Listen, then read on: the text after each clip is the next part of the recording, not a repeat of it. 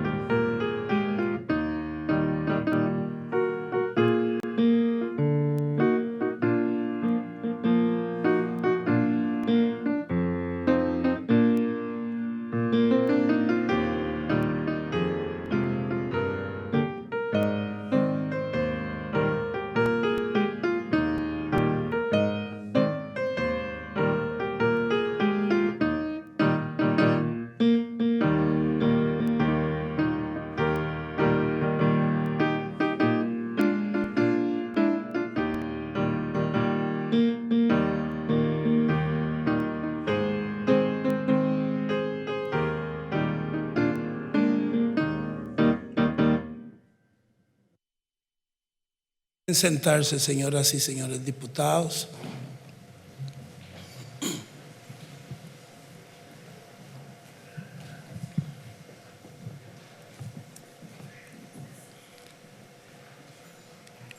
El señor presidente de la República, Carlos Andrés Alvarado Quesada, nos ofrece su mensaje.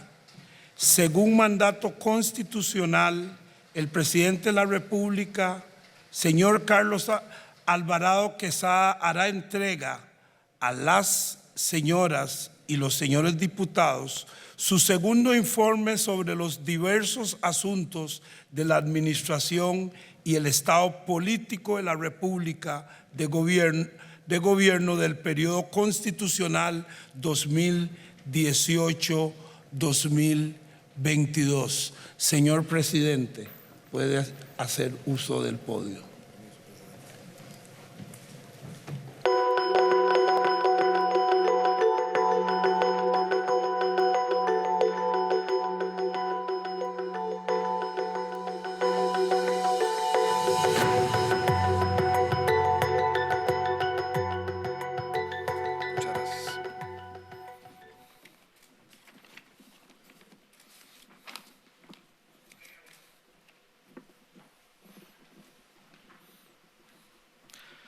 Señor presidente del Congreso, don Eduardo Cruikshank, a usted una felicitación en su elección y en su nombre a todas las personas que liderarán el directorio del Congreso para esta legislatura. Desearles todo lo mejor en su gestión, a usted, al directorio y a todas y a todos los diputados, dado que Costa Rica necesitará ese gran apoyo. También al señor diputado don Pablo Abarca, mi reconocimiento, mi felicitación también, y sepa, diputado, que aquí estamos con el corazón y la mano tendida para trabajar como lo hemos hecho, y reconozco en usted un diputado constructor y trabajador, así que también a usted muchas gracias. Costarricenses, un enemigo letal causa dolor y destrucción en todo el mundo. Este es el momento más difícil en varias décadas para dar el mensaje al país sobre el estado de la República y los asuntos de la administración. Ese enemigo ha doblegado a naciones ricas y poderosas, pero la pequeña Costa Rica, valiente, unida y esperanzada, está decidida a vencerlo, y lo venceremos, No será fácil, pero lo haremos. La pandemia del COVID-19 pone en riesgo nuestra salud y nuestra forma de vida. Ha causado desempleo y pérdida de ingresos. Ha dañado la producción y la economía. No nos llamemos a engaño ni nos confiemos. Estamos ante el desafío más grande de nuestra generación. Debemos confiar como nunca en nosotros mismos. Vamos a vencerlo y vamos a salir adelante en unión, con mucho trabajo y disciplina, porque vivimos en un país bendecido y de características especiales. Un país sin ejército, que goza de libertades y garantías. Un país con una seguridad social fuerte. Un país con un Estado social de derecho que nos protege y nos ha hecho crecer como nación. Nuestra generación fue heredera de ese Estado social de derecho. Como herederos y herederas de ese legado y de lo construido durante casi 200 años de historia, no podemos mostrarnos malagradecidos, insensatos o peor aún, irreconciliablemente divididos. Debemos estar a la altura del reto y en honor a los mejores costarricenses del pasado, hombres y mujeres, debemos ser ahora la mejor versión de nosotros mismos. Quienes hoy vivimos en este país y tomamos decisiones, estaremos a la altura de las circunstancias en la medida en que reconozcamos nuestra pluralidad, nuestra multiplicidad de representación y que logremos superar la crisis emanada de la pandemia al mismo tiempo que renovamos nuestro pacto social y modernizamos al Estado social de derecho. A esa tarea debemos abocarnos a trabajar en unión. Para defender la salud y la vida de las personas costarricenses frente a la pandemia, 3 factores han sido fundamentales. Primero, la anticipación y el manejo técnico por parte de las autoridades sanitarias y del Sistema Nacional de Gestión del Riesgo, que empezaron a prepararse 2 meses antes de que tuviésemos el primer caso.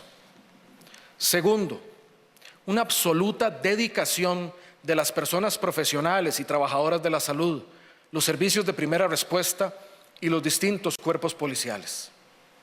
Por último, ha sido esencial el compromiso mayoritario de las personas para atender las indicaciones de las autoridades. Desde el primer minuto, nuestra decisión fue que la técnica, la ciencia y los datos guiasen la respuesta al COVID-19, siguiendo rigurosamente las directrices del Ministerio de Salud, de los científicos y de los especialistas de la Caja Costarricense del Seguro Social y de la Comisión Nacional de Emergencias. Desde lo público y con el sector privado se sigue trabajando para ampliar nuestra capacidad de respuesta en lo relativo a pruebas de diagnóstico, respiradores, equipos de protección y otras facilidades que requiere el personal de salud.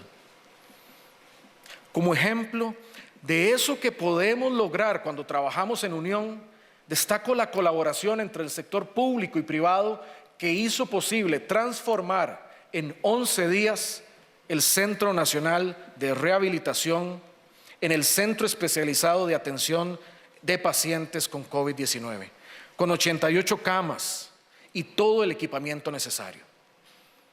Ese espíritu de trabajo conjunto y solidaridad se refleja en el desarrollo de investigaciones tan importantes como los posibles tratamientos a partir de la sangre de pacientes recuperados, la elaboración nacional de equipos de protección o la distribución de alimentos o medicinas a domicilio.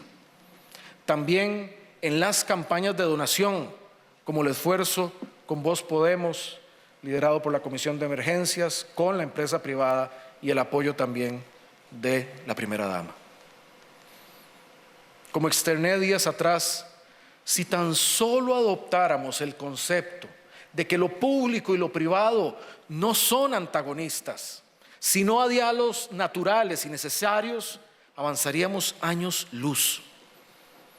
Debemos disciplinarnos para que, pasada la pandemia, esta práctica no sea una excepción, sino la regla. También se han puesto a disposición todos los recursos para reforzar las medidas sanitarias vinculadas a temas migratorios, incluyendo un intenso patrullaje fronterizo por aire, mar y tierra. Valga esta solemne ocasión para manifestar la gratitud de la población costarricense a todo el personal de salud, de los servicios de rescate y de los cuerpos de policía, a muchos trabajadores públicos y privados que han dado lo mejor de sí en la respuesta a la pandemia y a sus efectos sociales. Mi gratitud es absoluta para quienes han trabajado tanto. También quiero agradecer a quienes oran por el país y por quienes tomamos decisiones, así como a quienes han mostrado su solidaridad con el prójimo en múltiples ocasiones. Hemos dado prioridad a la salud y a la vida, y aún con el dolor por los fallecimientos, las personas costarricenses hoy podemos sentirnos orgullosas y esperanzadas de los alentadores resultados que hasta el momento ha alcanzado nuestro país. Lamentablemente, los efectos sociales de las medidas necesarias para aplanar la curva de contagio y defender así la vida y la salud son muy severos en términos de desempleo y pérdida de ingresos de las familias. De ahí que nuestra otra prioridad han sido las medidas de mitigación del impacto social para las familias, como la rápida creación digital sin filas del financiamiento y pago del bono proteger. Al día de hoy, más de 90,000 personas lo han recibido y otras 220,000 lo obtendrán en los próximos días. Este esfuerzo permitió la bancarización de al menos 60,000 personas que antes no tenían cuenta bancaria. Una enseñanza de lo alcanzado respecto al bono proteger es que hoy tenemos la capacidad técnica y de análisis de datos para identificar a todas las personas en condición de pobreza o de informalidad o que sufren una fuerte caída de su ingreso. Esto hace técnicamente posible eliminar la pobreza extrema en Costa Rica mediante el adecuado direccionamiento de los recursos para ese fin. Es decir, tenemos ya las herramientas para erradicar la pobreza por ingreso y para dar herramientas de desarrollo humano. Mi dolor como presidente es que hoy no tenemos el espacio fiscal para hacerlo, pero no quedará excusa para no lograrlo en el futuro cercano, cuando se supere el bache causado por la pandemia. Similar es el caso de la informalidad. Con el esfuerzo del bono proteger, hemos identificado más de 320,000 personas entre cuenta propia o informal. Una de las tareas de la reconstrucción por delante es transformar y mejorar esa realidad. Con el objetivo de cuidar a las familias, se adoptaron directrices para no suspender los servicios públicos esenciales, como el agua y la electricidad, y para readecuar créditos bancarios. Agradezco a todos los bancos públicos y privados por su respaldo a esa directriz presidencial, así como a las cooperativas y mutuales que la acogieron, lo cual se vio facilitado por una serie de medidas adoptadas por el CONACYF y la SUGEF.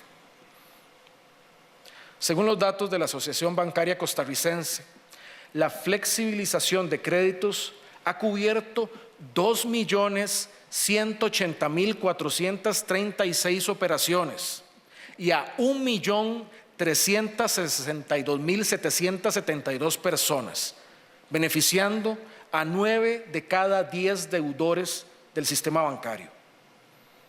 Estas readecuaciones también han cubierto 83.007 operaciones crediticias de empresas, de las cuales la gran mayoría, 71.707, es decir, un 86%, corresponden a pequeñas y medianas empresas.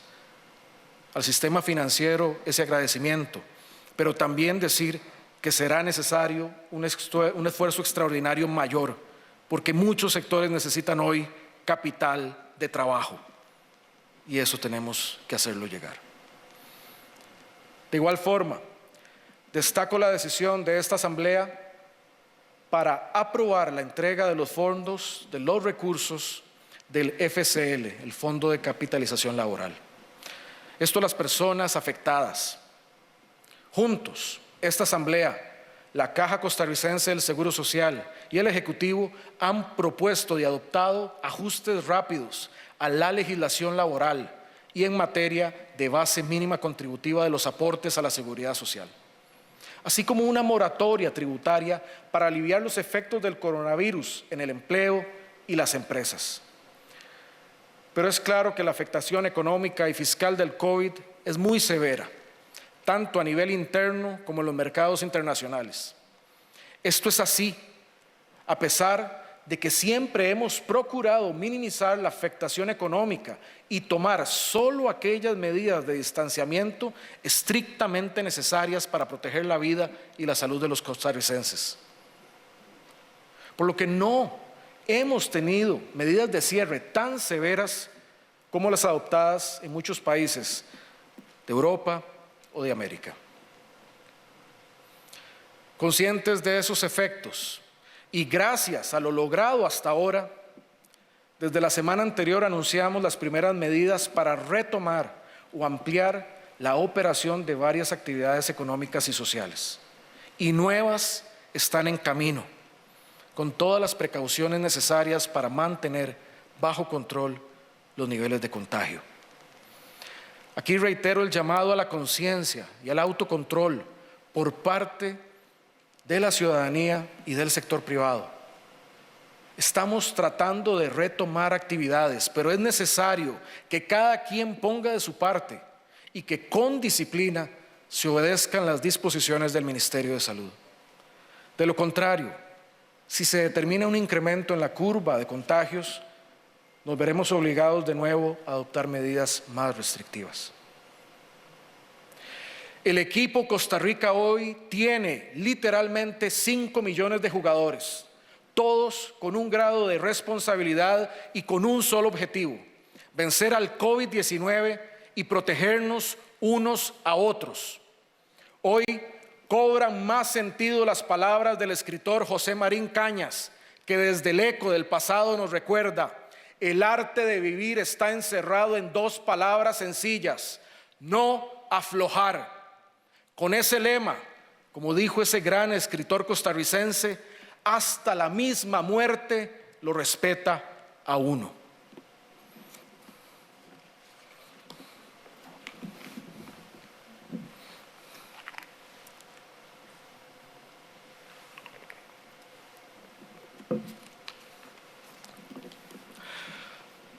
No oculto la tristeza por el país que me generan los impactos del coronavirus.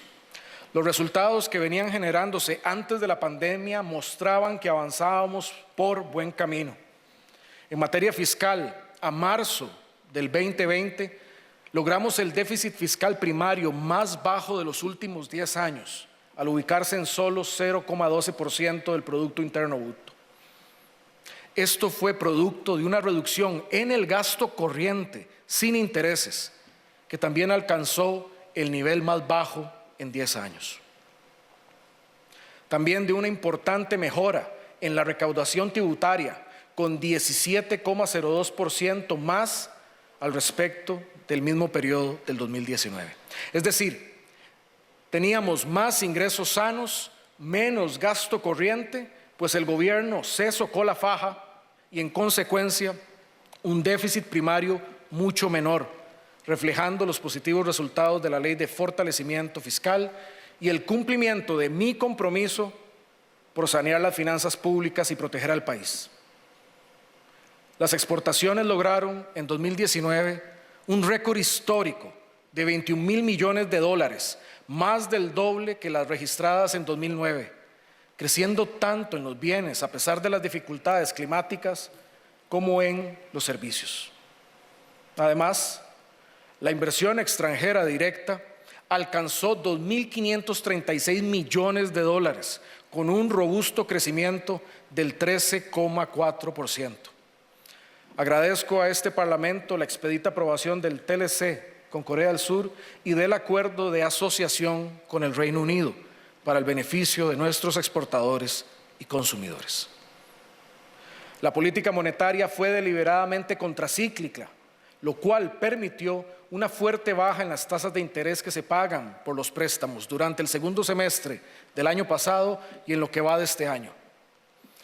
Esto fue resultado de una reducción de 4,5 puntos porcentuales en la tasa de la política monetaria, pasando del 5,75% que registraba en marzo del 2019 al 1,25% actual, y de una baja en la tasa del encaje mínimo legal.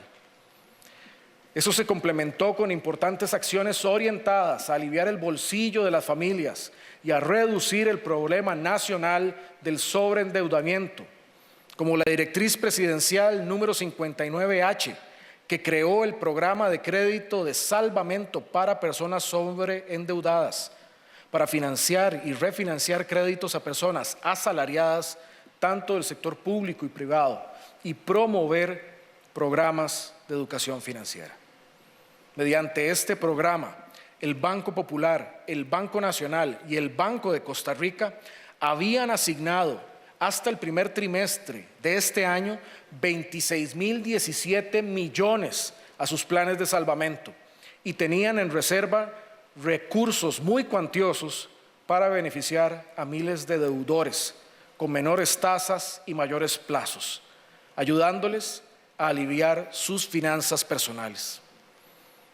Adicionalmente, se planteó un proyecto de ley de fortalecimiento del Centro de Información Crediticia de la SUGEF para que tenga acceso a la información de entidades no supervisadas y reducir así el riesgo de sobreendeudamiento. Considero esencial aprobar ese proyecto. Celebro la aprobación por parte de las señoras diputadas y señores diputados de la Ley 9831 para regular las comisiones máximas del sistema de tarjetas. Es decir, para reducir el costo de uso de los datáfonos en beneficio del sector comercio y en particular de pequeñas y medianas empresas. Celebro también la votación en primer debate de la ley contra la usura para establecer un límite máximo a las tasas de interés, incluyendo las tarjetas de crédito. Con el diputado Ramos González coincidí en poner esa reforma en el plan de gobierno y aplaudo su esfuerzo y el del diputado Gurzón Cerdas y demás impulsores. Un año atrás asumí ante ustedes el compromiso de finiquitar en el primer semestre de este año la aprobación del proceso pendiente para el ingreso de Costa Rica a la OCDE, acción de suma importancia para reformar el Estado y por la cual se esperó mucho tiempo. Agradezco el decidido apoyo de este Parlamento para cumplir ese objetivo.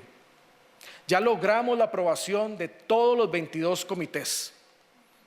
Esperamos culminar muy pronto la incorporación a esa organización de alto nivel que nos ayudará a mejorar nuestras políticas públicas para beneficio de toda la ciudadanía.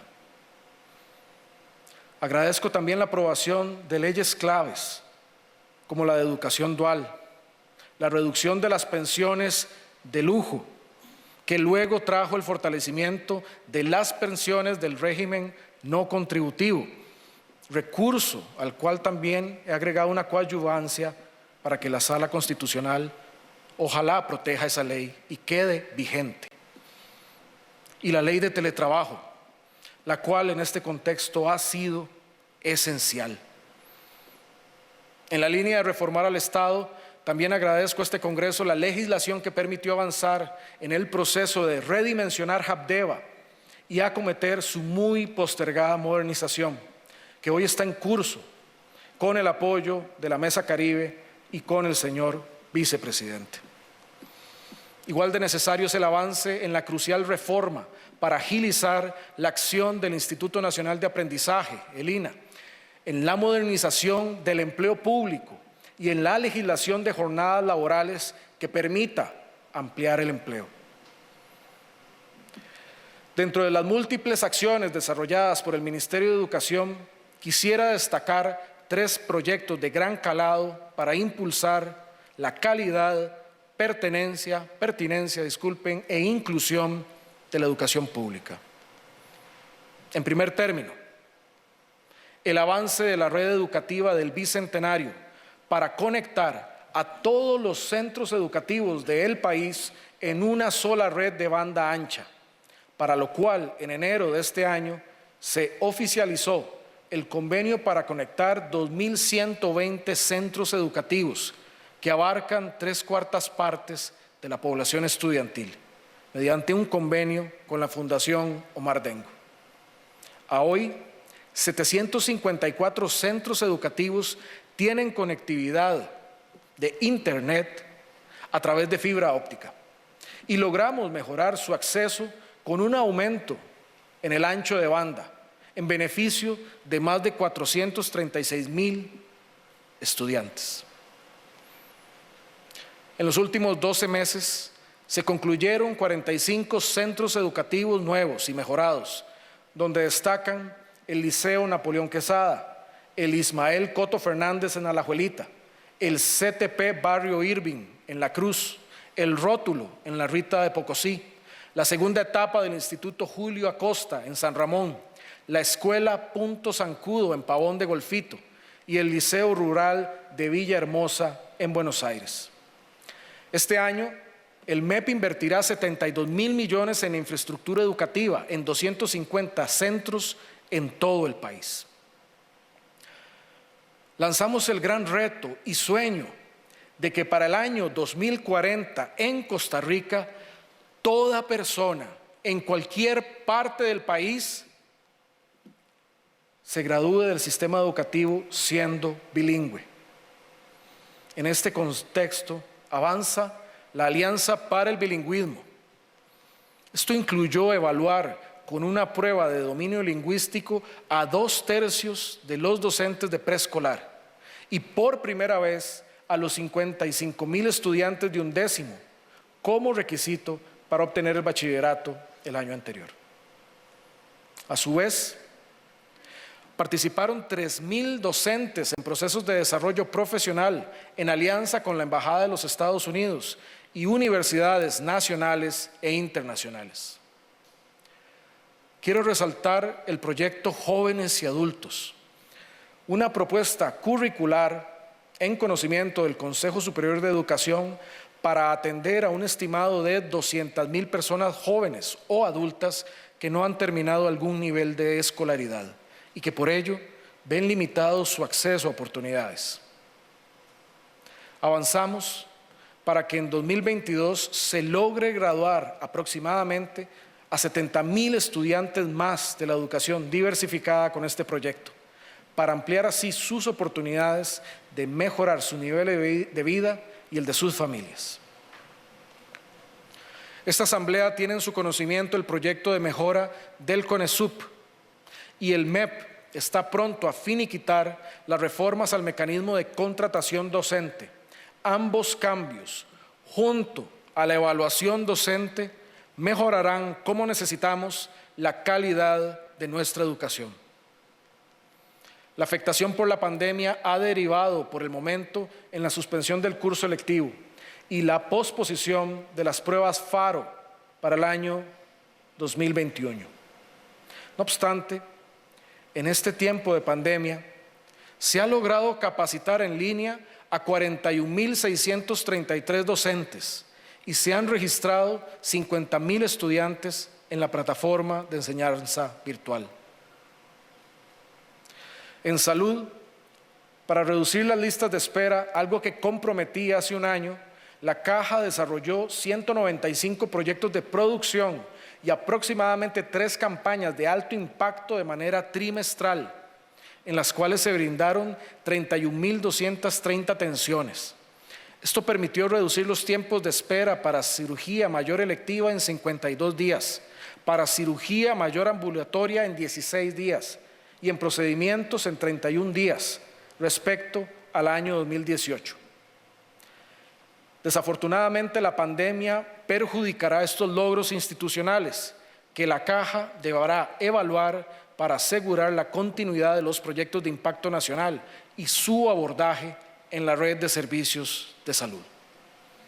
Asimismo, la Caja logró finalizar en este periodo proyectos de infraestructura de gran importancia, como una unidad de medicina reproductiva de alta complejidad en el Hospital de las Mujeres Dr. Adolfo Carit, la rehabilitación provisional de las salas de cirugía del Hospital México, la readecuación del servicio de medicina nuclear del Hospital Dr. Calderón Guardia y el nuevo servicio de urgencias del Hospital de San Carlos. A su vez, están muy avanzadas las obras de la segunda etapa de la Torre Este del Hospital Calderón Guardia. También se adjudicó en firme la construcción del nuevo Hospital Monseñor Sanabria en Punta Arenas, con una inversión de 131.720 millones de colones, así como la primera fase del Hospital William Allen Taylor en Turrialba, con una inversión superior a 52.000 millones. Costarricenses, en el contrato que escribí con la ciudadanía, prometí que como presidente mi rol sería, además de defender y respetar la Constitución, evitar que el populismo tomara las riendas del país, impedir que la situación fiscal nos llevara a una crisis social y económica y defender los derechos humanos, como la expresión de la libertad, la autodeterminación y los derechos de cada persona, combatiendo todo tipo de discriminación, sea por discapacidad, etnia, creencias, raza, religión, sexo o género, orientación sexual, cultura o cualquier otra. Por eso, hemos trabajado de manera conjunta con el Consejo de Mayores Broran de Terraba y el Consejo de Mayores de Salitre en la ejecución de las medidas cautelares dictadas en su favor y declaramos de interés público el plan de recuperación de tierras indígenas para agilizar los procesos. En el segundo semestre de este año lanzaremos un proceso para la construcción participativa de la política pública para los pueblos indígenas y así mitigar el conflicto y promover una sana convivencia.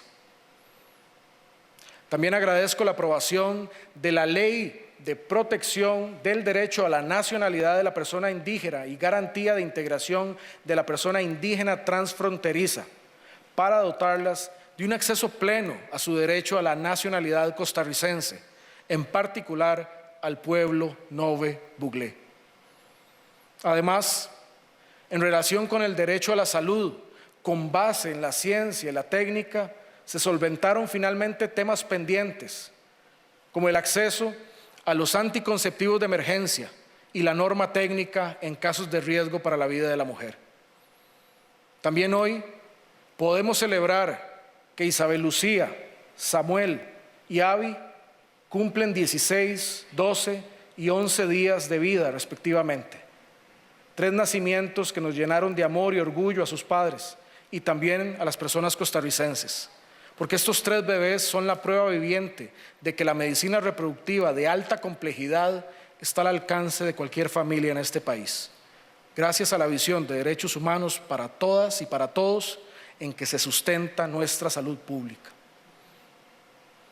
En febrero pasado logramos, de la mano del Instituto Mixto de Ayuda Social, que las familias que son beneficiarias de la red de cuidado para personas menores de edad no sean excluidas de esta cuando la familia incrementa sus ingresos por acceder al mercado laboral, saldando así una deuda de mucho tiempo.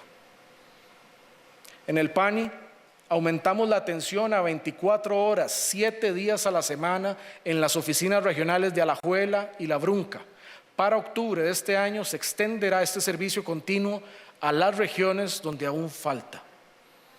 De igual forma, en 22 días entrará en vigor el matrimonio igualitario. En cuanto a los derechos de las mujeres, hemos trabajado para reducir los femicidios y logramos una disminución de un 46,2% al pasar de 26 en el 2018 a 14 en el 2019, según el Observatorio de la Violencia de Género del Poder Judicial. Esto se alcanzó ejecutando planes especializados en cantones con una alta incidencia de violencia doméstica, así como de campañas de conciencia a la ciudadanía. Tenemos que seguir avanzando en la erradicación de la violencia contra las mujeres. Cada vez más debemos encaminarnos al reconocimiento de que somos una sociedad plural en la que debe prevalecer el respeto. Confío en que la voluntad y las experiencias de los últimos 2 años nos ayuden a acercarnos para tener una mejor convivencia basada en el entendimiento y en la empatía. Tenemos una sociedad libre que no quiere imposiciones, sino donde cada quien pueda ejercer su libertad sin afectar a los demás. Quiero agradecer a muchos líderes religiosos y de la sociedad civil con quienes en los últimos meses hemos dialogado y nos hemos escuchado con mucho respeto y amor patrio. Por otra parte, tenemos avances en seguridad ciudadana, un objetivo central de esta administración. Se ha buscado reducir los homicidios, que el año pasado fueron 564, un 3,6% menos que en 2018, según datos del organismo de investigación judicial. En lo que va de este año al 22 de abril, hubo una baja del 4,7%, con 161 homicidios, respecto al mismo periodo de 2019, con 169. Con un esfuerzo focalizado, se busca reducir las brechas territoriales y de género, y es positivo decir que el año pasado, en lugares como Limón, con menos 4,4%, y Desamparados, con menos 18,2%, los homicidios bajaron más que el promedio nacional. En estos días, todos hemos sido testigos del esfuerzo de las autoridades policiales y de la vicepresidenta en el operativo Fronteras Seguras y por hacer respetar la restricción sanitaria vehicular. Pero lo cierto es que para nuestros cuerpos de policía, los megaoperativos ya son parte de su accionar habitual, incluyendo los operativos Lapa 1, 2, 3 y 4, que se han realizado contra la extracción ilegal en Cruzitas. La incautación de drogas volvió a establecer un récord en 2019, al llegar a 45 toneladas, gracias al trabajo conjunto de todos los cuerpos policiales, aliados regionales y nuevas herramientas que dotan con mayor capacidad al país, como el nuevo avión King Air. Este año, en los primeros 3 meses, ya se incautaron 18 toneladas de droga. Estos datos nos recuerdan la importancia de aprobar la legislación sobre la extinción de dominio para atacar el financiamiento del crimen organizado y dar garantías a quienes trabajan con honestidad y formalidad. Nuestros valientes policías día a día enfrentan la delincuencia en la primera línea, poniendo en riesgo su integridad física, su vida. También quiero agradecer a esta Asamblea Legislativa por declarar a la fuerza pública como institución benemérita de la patria. A pesar de la estrechez fiscal que nos hizo cancelar el aumento salarial general, se avanzó en solventar una deuda histórica y mejoramos el salario a nuestras personas policías, lo cual se hizo efectivo este 27 de abril. Con la finalidad de proteger a 35 comunidades con nuevas delegaciones de policía ubicadas en zonas de alta incidencia delictiva y en todas las provincias, y para fortalecer la prevención social con 8 nuevos centros cívicos por la paz, Respetuosamente les insto, señoras y señores diputados, a aprobar los recursos del Banco Interamericano de Desarrollo para el Programa de Seguridad Ciudadana y Prevención de la Violencia, a ejecutar entre el Ministerio de Seguridad Pública y el Ministerio de Justicia. En materia de infraestructura, nuestra principal obra ha sido demostrar que Costa Rica sí puede construir proyectos de calidad y a tiempo. Inauguramos el paso a desnivel de garantías sociales e iniciamos el paso a desnivel de Guadalupe con inversiones por 37,1 millones de dólares. Avanzamos con la construcción del puente binacional sobre el río Zixaola y el nuevo puente sobre el río Virilla en Tibás, que tiene ya más de 80% de avance. En La Uruca ya se inició la interconexión con circunvalación.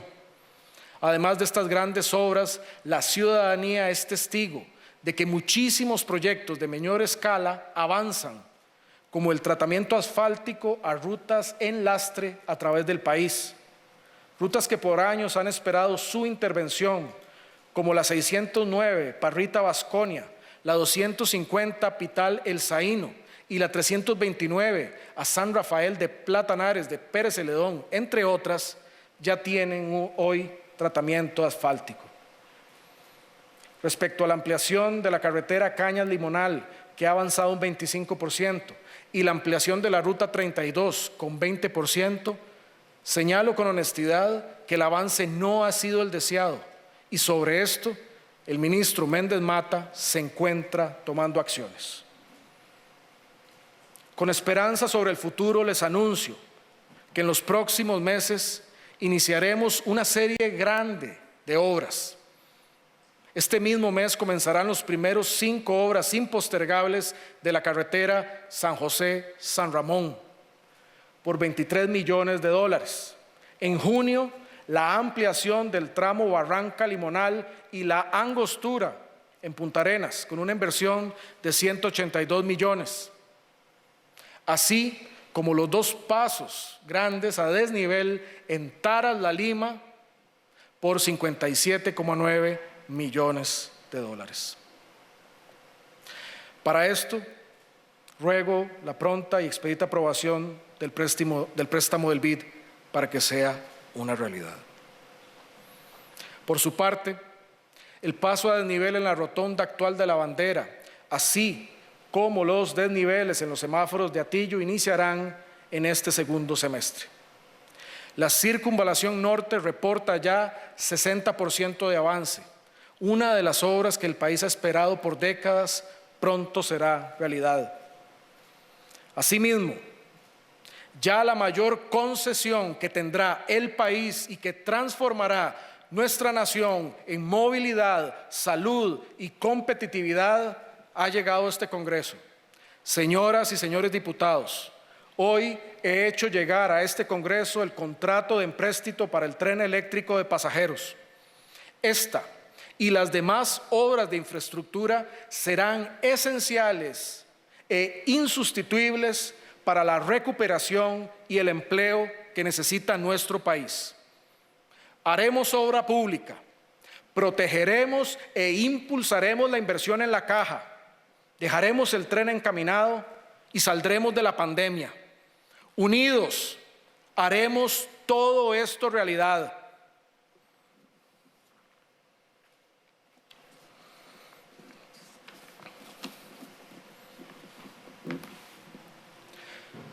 Costarricenses, he querido rescatar estos avances porque demuestran de lo que somos capaces de lograr en este país cuando trabajamos unidos.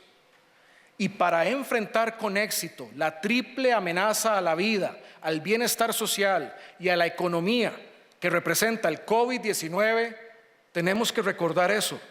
Sí podemos. Durante más de un siglo, el mundo no ha vivido una pandemia como esta. Ha quitado cientos de miles de vidas, ha causado graves impactos sociales y ha destruido millones de empleos. La economía mundial sufre una crisis enorme, incluso en los países más sólidos y ricos. Sí, lo digo con franqueza, la franqueza que merece este pueblo. Enfrentaremos tiempos muy difíciles en los meses por venir. El Banco Central ha dicho que en vez de crecer este año un 2,5% del PIB como se esperaba, ahora por causa de la pandemia nuestra economía caerá 3,6% del PIB. Y Hacienda ha indicado que eso incrementará un 2,4% nuestro déficit fiscal, lo cual equivale a un faltante adicional de más de 701.000 millones de colones. De modo que, así como hemos actuado para proteger la salud y la vida y para proteger a las personas afectadas por las medidas para atenuar la curva de contagio, tendremos ahora que actuar para proteger la estabilidad de la economía y potenciar su recuperación. Quiero aquí ser igualmente categórico. Las acciones que promoveremos tienen como objetivo cuidar el país que hemos construido, un país que cumplirá 200 años, donde se vive y defiende el derecho a la propiedad, al matrimonio libre, a la protección de la familia, a la libertad de pensamiento, conciencia y religión, al derecho al trabajo y la protección contra el desempleo, así como el derecho al bienestar, a la alimentación, vivienda, asistencia médica y otros servicios sociales básicos. Un país donde los pilares de la democracia han estado fundamentados en la seguridad social y en la educación pública y universal, donde se aspira a que el acceso a estos pilares se logre sin desigualdades. Igual, el mundo de hoy demanda que el conocimiento esté a la mano de todas las personas sin distingos. Yo no fui llamado a gobernar para eliminar el Estado social de derecho, jamás. Este debe preservarse para esta y las futuras generaciones, pero sí fui llamado para protegerlo y modernizarlo, para prolongarlo en el tiempo, para que sirva mejor a las personas. Yo no fui llamado a gobernar por un sector en particular. Somos un país diverso, plural, de muchos intereses. Mi posición hoy como presidente me hace recordar constantemente el consejo que hace 100 años le diera el primer ministro británico Lloyd George a Sir Ronald Storrs, entonces gobernador de Palestina. Le dijo, y parafraseo: si alguna de las partes deja de quejarse, usted no hace bien su trabajo. En las últimas semanas he dedicado una parte importante de mi tiempo a escuchar. He escuchado a los diversos sectores y corrientes de pensamiento de diferentes regiones del país. Me he enriquecido con sus puntos de vista, críticas, preocupaciones y propuestas. La clave de las decisiones que tenemos por delante, una vez más, está en repartir las cargas. Es la unión y la solidaridad, es el equilibrio, y que en los pobres y vulnerables no se cargue el peso de esta pandemia. Que en los pobres y vulnerables no se cargue el peso de esta pandemia. Que mantengamos y mejoremos la cohesión social. El país ha sabido moderar el impacto inmediato de la pandemia sobre la salud y la vida. Y por eso hoy podemos retomar con mucha cautela y cuidado el desarrollo de las actividades económicas y sociales. Como hemos tomado acciones en salud, seguridad y protección de la familia, empujaremos con todo ahínco y esperanza la recuperación post-pandemia. No podemos conformarnos solo con reparar el daño, sino que debemos aprovechar esta oportunidad histórica para emprender las transformaciones necesarias para despegar más rápido una vez que esta pandemia se haya ido, como sabemos que seguirá. Debemos dar solución a la informalidad y facilitar el aseguramiento independiente, agilizar el Estado, recortar trámites y concluir la mejora regulatoria. También debemos innovar atrayendo inversión. Impulsaremos que vengan al país jubilados de buenas credenciales a retirarse aquí para que traigan consigo inversión y divisas. Impulsaremos el cultivo del cáñamo para reactivar el sector productivo con todas las garantías y seguridad del caso. Usaremos todo el prestigio derivado del país en ciencias de la vida y turismo para despegar de nuevo en todas las regiones. El equipo económico del gobierno presentará el detalle de estas y otras iniciativas durante esta semana. Pero a su vez, porque la pandemia tiene costos fiscales importantes, debemos ahora actuar para reducir ese impacto y garantizar la atención de nuestra deuda y el apropiado funcionamiento de nuestras instituciones. La educación debe seguir funcionando, igual que la policía y que la caja, entre otras instituciones. Reducir el impacto fiscal de la pandemia demandará combinar la austeridad en el gasto público, seguir socando la faja inteligentemente con la generación de ingresos sanos y temporales, así como redireccionar ingresos que tenían otro destino. No se pueden obtener 701,000 millones de colones de un modo realista solo por una vía o la otra. Tiene que ser una combinación balanceada y temporal de las cargas. De parte de este Congreso, necesitará el país la ágil aprobación de los empréstitos multilaterales que hemos obtenido a tasas muy favorables para Costa Rica. Nuestra meta es lograr reducir ese impacto en aproximadamente 2% del PIB para devolver al país a la ruta de saneamiento fiscal que había emprendido antes de la pandemia. Esta también es una forma de proteger a la nación de una crisis, pero de tipo económico. He instruido al equipo económico para que también presente el conjunto de medidas que permitirían lograr ese objetivo.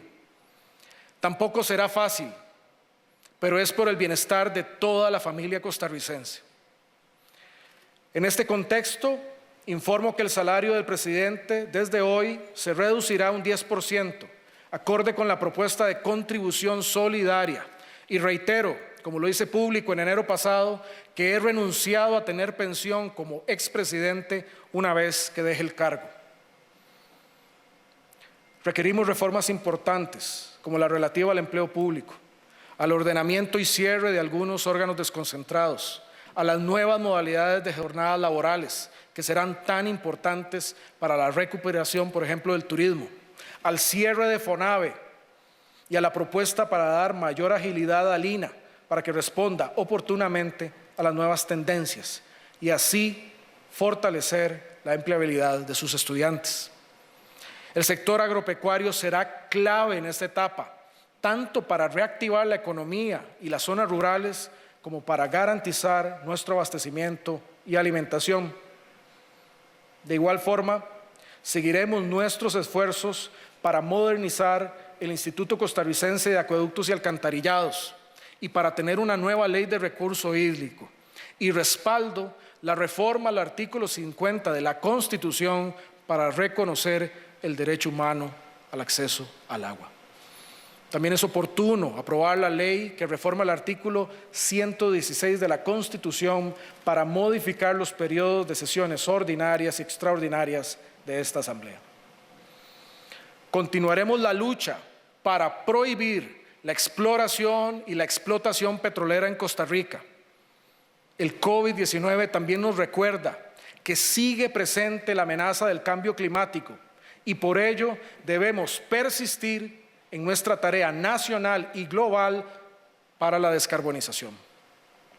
Nos encaminamos a un mundo nuevo, una nueva normalidad, donde la sostenibilidad, las soluciones basadas en la naturaleza, la inclusión, el cuidado mutuo deben ser la norma de la convivencia. Costa Rica, nuestra pequeña gran república, fue reconocida por las Naciones Unidas el año pasado con el galardón de campeón de la tierra. Esto nos reafirma que podemos liderar liderar con nuestro ejemplo en paz, desmilitarización y sostenibilidad. Ahora es un imperativo ético que lideremos también en esfuerzos globales para contar con un repositorio de patentes para el combate al COVID-19 y que futuros tratamientos y vacunas estén a disposición de toda la humanidad, por lo cual impulsamos iniciativas con la Organización Mundial de la Salud y otros países. Igualmente, promovemos una iniciativa global para que el financiamiento relativo a la pandemia para países de renta media sea a tasa fija, ojalá tasa cero y de largo plazo. Esto para proteger a nuestros países y la cohesión social dentro de la región. En el ámbito internacional seguiremos siendo entusiastas defensores del multilateralismo, de los derechos humanos, la paz y la democracia.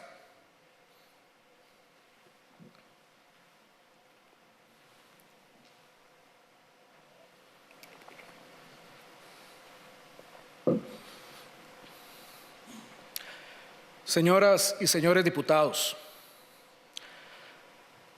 nos ha correspondido a ustedes y a mí desempeñarnos en tiempos críticos de la historia. Este Congreso plural, diverso, ha demostrado ya lo que es capaz de hacer. Es importante que haya debate, disenso y control político, pero también decisiones, y que el interés patrio siempre esté por sobre todo.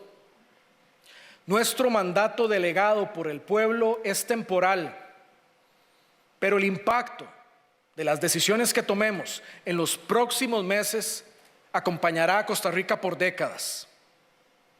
Hagamos lo correcto, hagamos lo mejor. Costarricenses, si algo bueno ha de dejarnos la pandemia, es que logremos superar las falsas dicotomías, que dejemos de lado las voces que procuran sembrar divisiones que nada bueno construyen. Lo que hemos hecho bien frente a la pandemia ha sido en pluralidad, pero en unión y trabajo en equipo.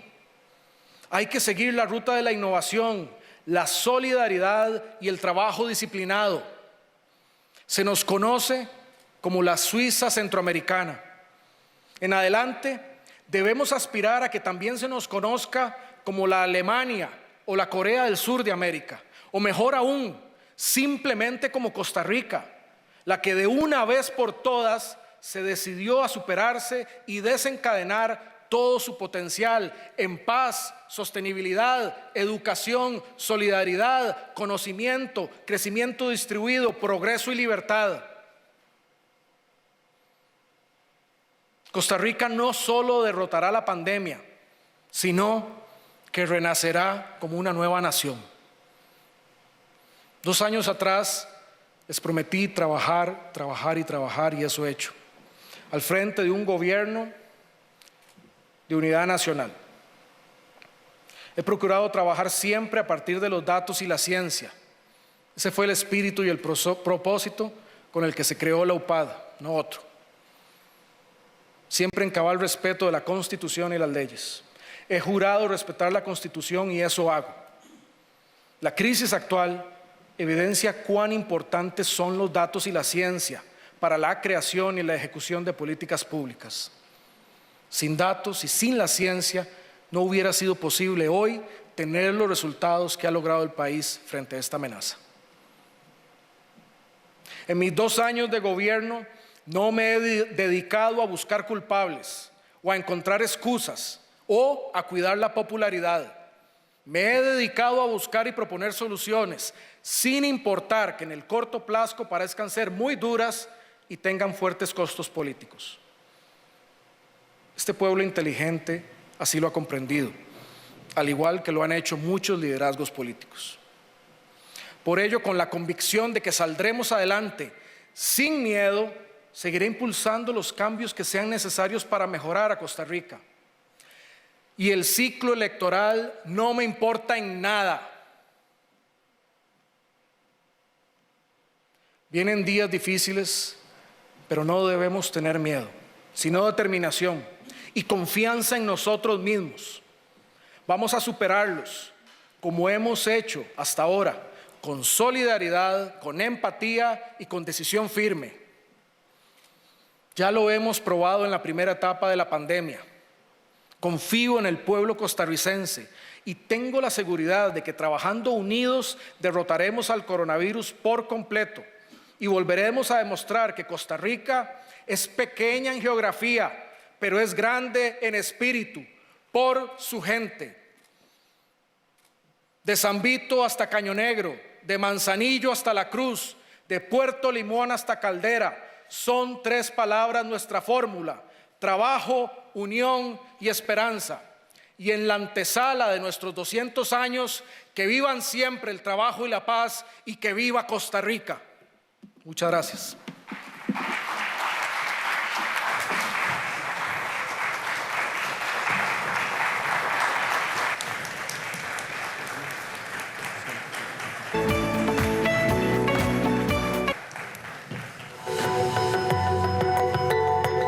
Muchas gracias, señor presidente.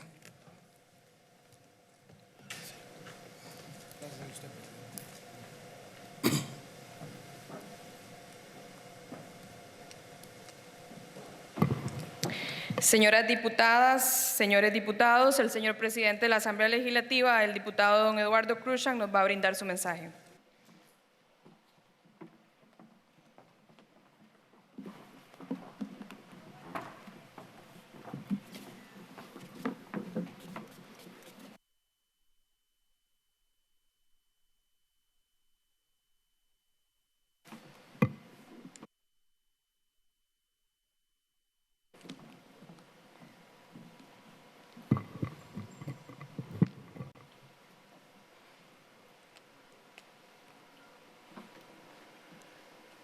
Señor presidente de la República, Carlos Alvarado Quesada. Señora Claudia Dobles Camargo. Señor presidente de la Corte Suprema de Justicia, magistrado Fernando Cruz Castro. Señora vicepresidenta de la República, Epsi Campbell Barr. Y señor vicepresidente de la República, Marvin Rodríguez Cordero. Señoras diputadas, señores diputados, señoras ministras y señores ministros de Estado, señores invitados especiales, señoras y señores, muy buenas tardes.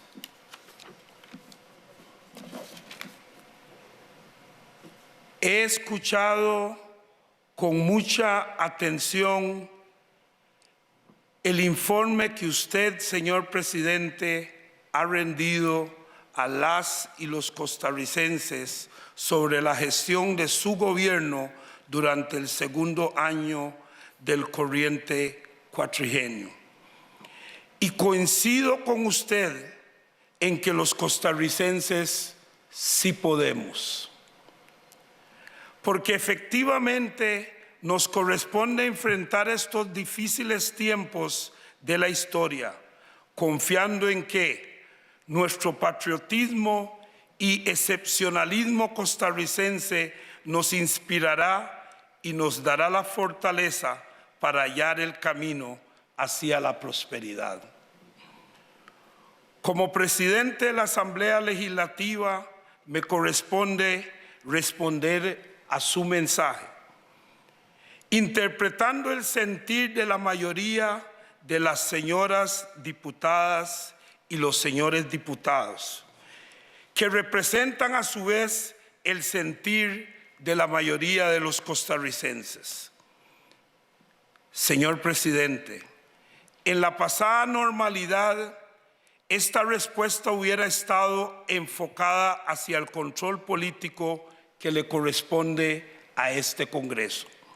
Sin embargo, hoy, en medio de esta pandemia, su prioridad y la mía, o sea, la prioridad del Ejecutivo y la del Parlamento, es llevar paz, esperanza a los hogares de los costarricenses. Para ello, urge tomar una serie de acciones y, en consecuencia, inicio mi respuesta con el compromiso de esta Asamblea Legislativa de crear o adecuar el ordenamiento jurídico a fin de facilitar las acciones y la forma de las decisiones necesarias para enfrentar los grandes retos y desafíos de la enorme crisis que enfrentamos en el día de hoy. Tal y como usted lo reconoce en su mensaje, este Congreso plural y diverso ha demostrado su capacidad de dictar las leyes necesarias en el momento en que el país las necesita, de las cuales, al igual que usted, señor presidente de la República, destaco las siguientes: la Agenda para el Ingreso de Costa Rica a la Organización para la Cooperación y el Desarrollo Económico, OCDE, la educación dual, la Ley de Fortalecimiento de las Finanzas Públicas, la Ley de Reducción de las Pensiones de Lujo, el fortalecimiento de las pensiones del régimen no contributivo, la Ley de Teletrabajo, la Ley de Comisiones Máximas del Sistema de Tarjetas, los eurobonos, empréstitos varios, etc. Y como usted lo afirma, todo ha sido posible porque las señoras diputadas y los señores diputados hemos antepuesto cualquier interés por el interés del país.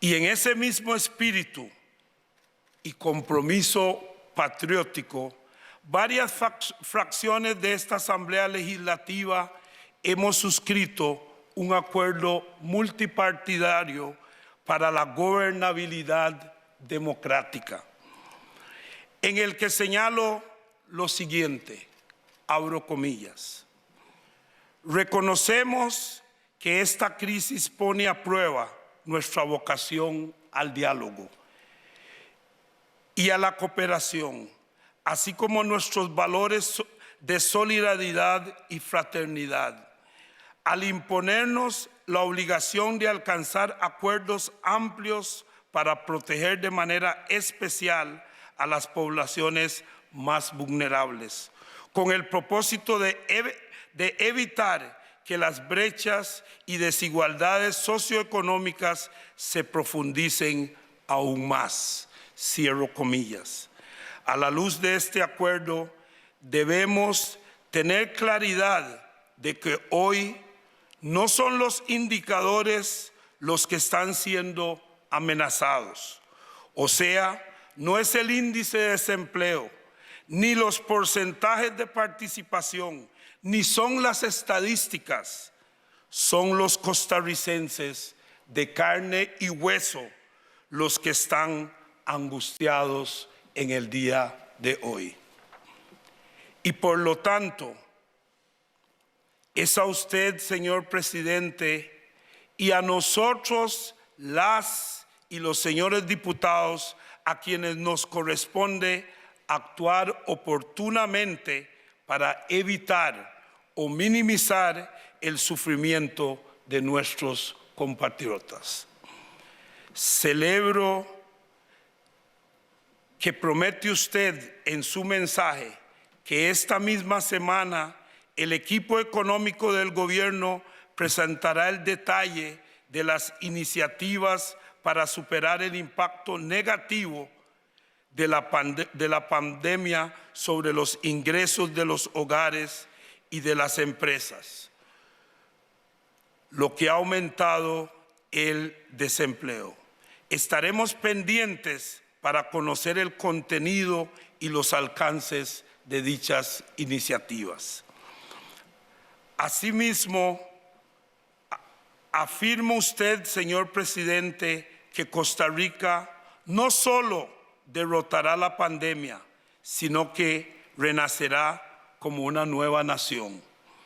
Permítame señalar que en esa nueva nación, en la nueva normalidad, no debe tener cabida la excesiva concentración de las actividades nacionales en el centro del país, la que a su vez suele concentrar las oportunidades en un pequeño sector del territorio nacional. Esta pandemia es la oportunidad para que su gobierno, señor presidente, inicie la transformación del modelo de desarrollo centralista que ha prevalecido prácticamente durante toda la historia de nuestro país. Asimismo, urge que usted y su gobierno vuelvan la mirada a la Costa Rica periférica y que su administración impulse políticas y proyectos que favorezcan las zonas costeras. Un muy buen comienzo podría lograrse con las siguientes políticas: descentralización de las compras públicas para que se realicen localmente, descentralización de las aduanas para que la nacionalización se realice en el punto de ingreso, crear incentivos específicos y suficientes para atraer inversiones a las zonas periféricas de nuestro país. Señor presidente, paradójicamente, la presencia del coronavirus representa una invaluable oportunidad para que nos revisemos profundamente como sociedad y como país, para que sigamos consolidando todas nuestras fortalezas, que son muchas, y eliminemos las debilidades que tenemos, que no son pocas. Esta crisis también nos confirmó el enorme valor y la importancia estratégica que tiene la Caja Costarricense del Seguro Social para la gran mayoría de los costarricenses. Por eso, señor presidente, respetuosamente demandamos de su administración una solución al problema de la deuda del gobierno con dicha institución, tema fundamental del que no hizo referencia en su mensaje en el día de hoy. De nuestra parte, en los próximos días, las diputadas y los diputados nombraremos una comisión especial que analice, estudie y proponga las iniciativas legales necesarias para enfrentar los retos y desafíos de la Caja a corto, mediano y largo plazo. Por otro lado, próximamente esta Asamblea nombrará otra comisión cuya misión será estudiar, convenir y proponer algunos proyectos de ley para la reactivación económica del país, en donde la infraestructura pública será uno de los ejes centrales de la discusión, dada la importancia para la generación de empleos. Y estamos convencidos de que el modelo de alianza pública y privada está llamada a jugar un papel central en nuestro país. Asimismo, debemos todos reconocer que urge una profunda reestructuración del Consejo Nacional de Concesiones, porque facilitar y posibilitar la construcción de proyectos de obra pública no es hoy un asunto ideológico, sino de conveniencia nacional. El turismo es otro de los sectores fundamentales para el país, por lo que esta Asamblea Legislativa se propone la discusión del gobierno y de los costarricenses para tomar las acciones necesarias para que esta actividad vuelva a florecer en el menor tiempo posible. Reconocemos que la tarea no será fácil, ni será sencilla, porque Costa Rica debe competir con el resto del mundo para volver a posesionarse como un excelente destino para la atracción de visitantes. Concluyo invitándolo, señor presidente, a mis compañeros y compañeras diputadas, a todas nuestras autoridades y al pueblo costarricense para que convirtamos esta crisis en un punto de inflexión a partir del cual nos aboquemos todos a la firme tarea de construir la nueva Costa Rica. Sí, señor presidente, una nueva Costa Rica que funcione para todos y para todas. Que Dios lo ilumine a usted y a su equipo de gobierno. Muchas gracias.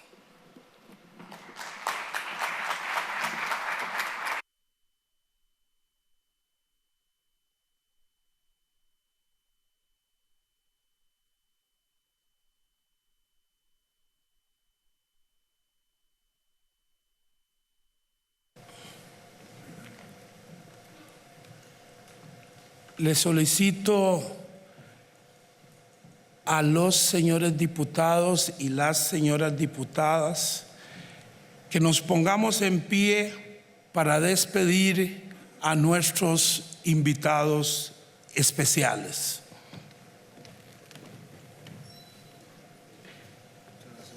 Sí. Procedemos a despedir al señor presidente de la República, Carlos Alvarado Quesada, y a su señora esposa, Claudia Dobles Camargo. Bueno, señor presidente.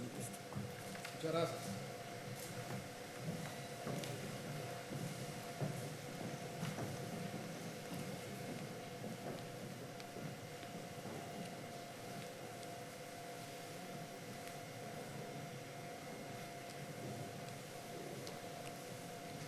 Procedemos a despedir al señor presidente de la Corte Suprema de Justicia, magistrado Fernando Cruz Castro.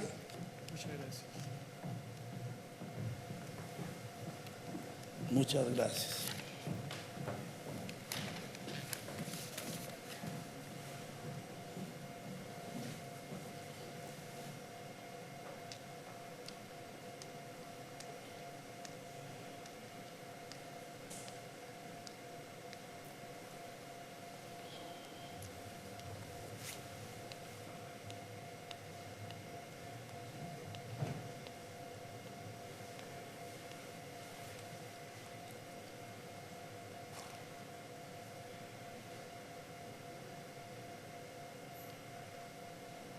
Pueden tomar sus asientos los señores y señoras diputadas.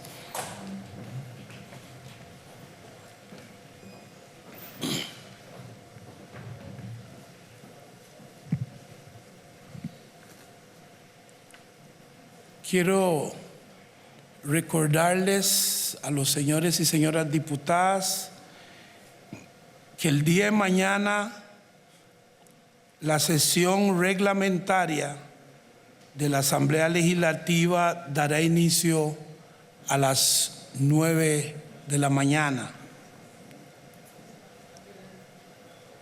donde procederemos a analizar el informe que nos ha rendido en esta tarde el señor presidente de la República. Sin más asuntos que tratar, al ser las 13:37, procedemos a levantar la sesión.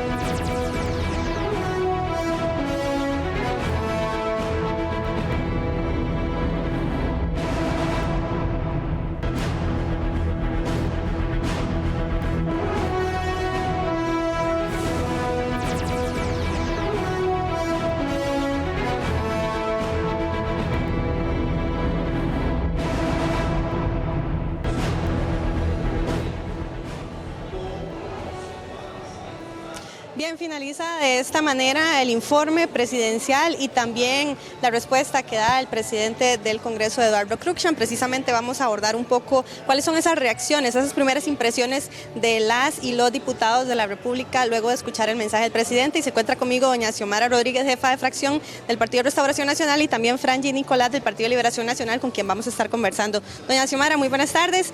Las primeras impresiones después de escuchar el mensaje del presidente.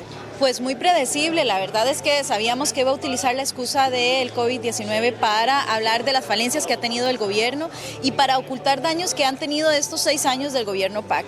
Es muy lamentable escuchar de que no hay una ruta clara donde hay que reconocer nada más la labor que ha hecho la parte de salud para cuidar el bienestar de los costarricenses con respecto a la parte sanitaria del COVID, pero en medidas económicas no se habló claro.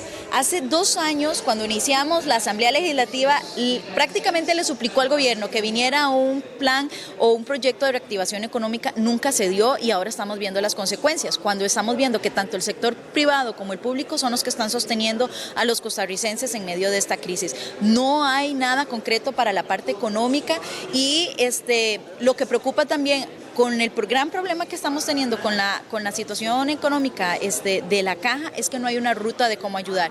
Y en medio y en la línea que tiene nuestro ministro de Hacienda, creo que se irá por la carga de impuestos sobre los costarricenses, sobre los nuevos inversionistas. Entonces no hay una ayuda concreta como tal. Y que a mí me preocupe es que no se habló de cómo se va a ayudar, cómo se va a aflojar para que el productor tenga una seguridad jurídica, que el agricultor tenga realmente una oportunidad para poder expandirse.